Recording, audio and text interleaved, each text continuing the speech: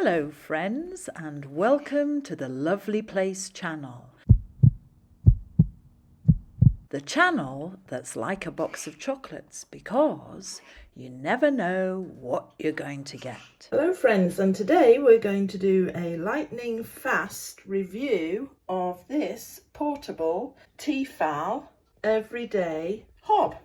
So hang on to your hats and let's go. Now this is the one that I use every single day in our kitchen, but as you can see, when it's plugged in and turned on, the daft light flashes. So what you need to do, turn it off at the wall, save your energy. Now I'll turn it back on just to show you how it works. So it makes that indignant little noise. When you want to cook something, press that button. And I always use the manual switch. Turn the manual switch on and it's telling me by pinging that there's nothing on there. So you put the pan on. This is the pan my husband uses every day when he poaches his eggs. You can hear that it's making a little sound, and at level 3 the water will start to boil quite rapidly, but if you want to go higher you can go to level 4, level 5. I mean that's seriously, that is banging it. Now I'll bring it back to 3. That's the level that I have it on. I never use any of these. I just don't use them, never needed to. That water's going to start to boil for poached eggs, but because we have a very small kitchen, having a portable single hob is the best option for us, because when we need more table space, we can simply put it away. We could also take it with us when we want to travel, and we've found that one ring is all we need, even as a family, because we can cook whatever we need on one ring, except of course at Christmas time when I have a spare one in the shed and I use 2 rings. We've been using induction hobs for years, find them very, very easy to use and all round fantastic. Look, there you go, the water's starting to boil already, and that's on level 3. So I'm going to leave you with this thought. Just because most cookers have 4 hobs, think about how often you use 4 hobs at once and decide that maybe in this modern day 1 hob will do. Thanks very much for watching. Please watch my other reviews and stuff, and I'm going to leave you with the bubbles of boiling water from the Tefal induction hob. Wait, don't go. There's more to talk about with this, because I realized when I was doing the video that everybody has seen, I did mention that I've never used any of these controls, and so I thought for this extra bit for the members only channel I would do a heat milk setting, which I have never done before. So this is very exciting for me. I'm going to put some milk in this mug and make myself a milky coffee, which I never ever drink. It's going to be full on milk. I don't drink milky coffees because I have to have sugar in coffee. If you like this, my little sugar pot, I've done a review of that for my channel, Lovely Place, and I've also reviewed these lovely mugs. So anything, but I must say, I don't get paid for any of these reviews. So we're going to put that milk in that pan on that hob, turn it on, and we're going to heat milk. Now in the olden days you'd put something in the pan with the milk and that would stop the milk from boiling over. So I'm quite interested to see how this heat milk setting is going to work. I'm going to put some coffee granules in the mug. Now because we have a microwave, I would never use this setting because I would be heating my milk in the mug straight in the microwave. Nowadays I wonder what this setting is for. If you're going to be heating milk, is it for when you don't have a microwave?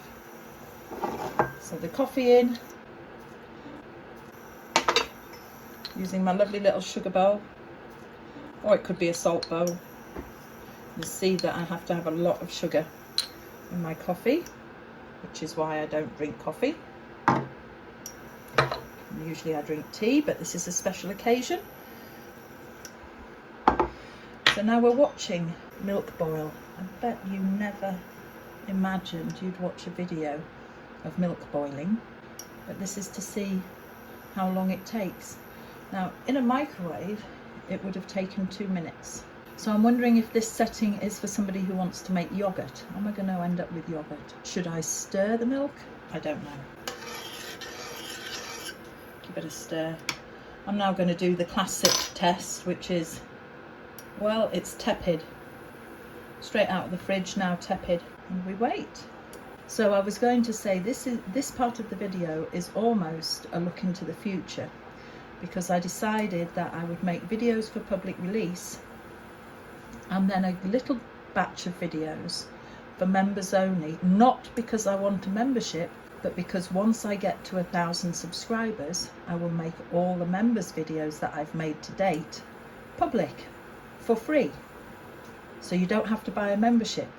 The return is that you just tell your friends about the channel and ask them to like and subscribe.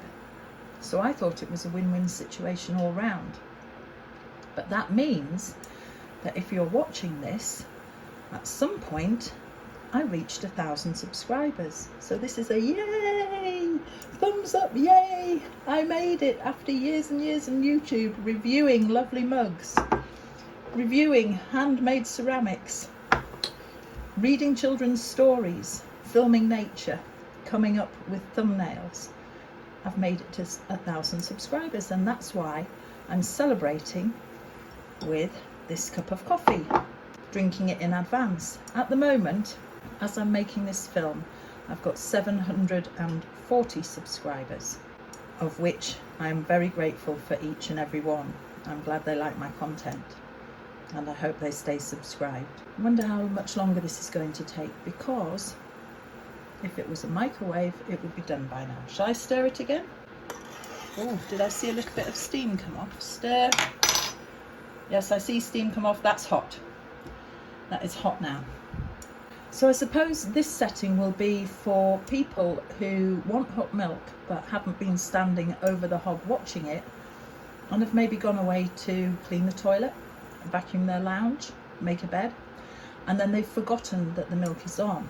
So my thought is, it's definitely hot enough to drink, too hot in fact. Is this setting going to keep it at that temperature without it boiling over? You can hear the sound of the hob cutting out and then starting up again. I think you can see the steam coming off the milk.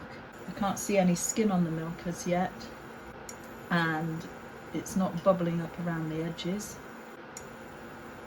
So I'm wondering, is this the setting where that milk will stay at that temperature without boiling over forever, or until it boils dry? Oh, I'm starting to see a few bubbles around the edge.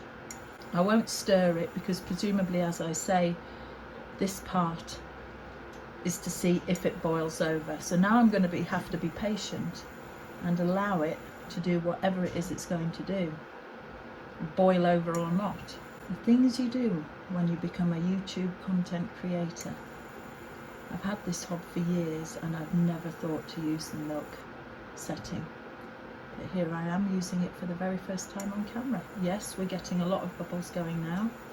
And you know what it's like with milk. 1 minute it's still and quiet, and the next minute it's over the top of the pan. I can smell the milk now. It's got a skin forming on. It's bubbling freely. It looks like sago pudding now. I'll turn the light on.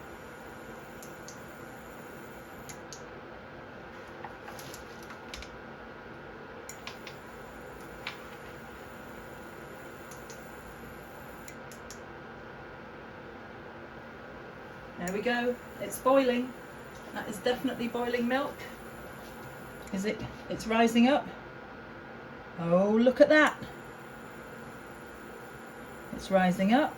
Is it going to boil over or not? The tension is mounting.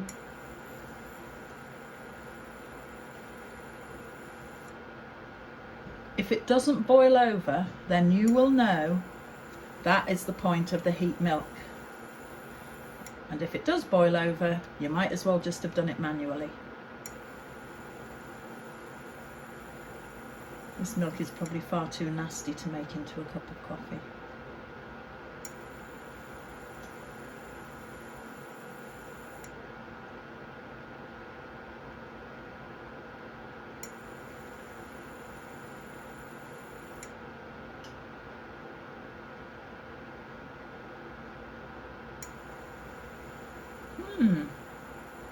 I wonder if that would work for boiling spaghetti. Maybe I'll do a video of that next time. But I think it's safe to say that the heat milk worked.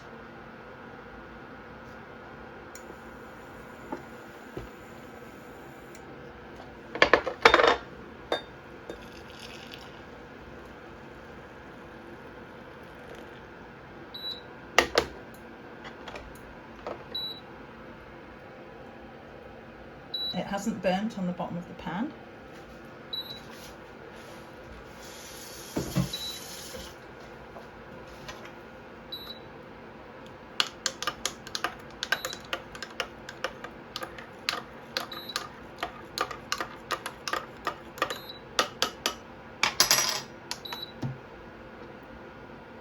Cheers!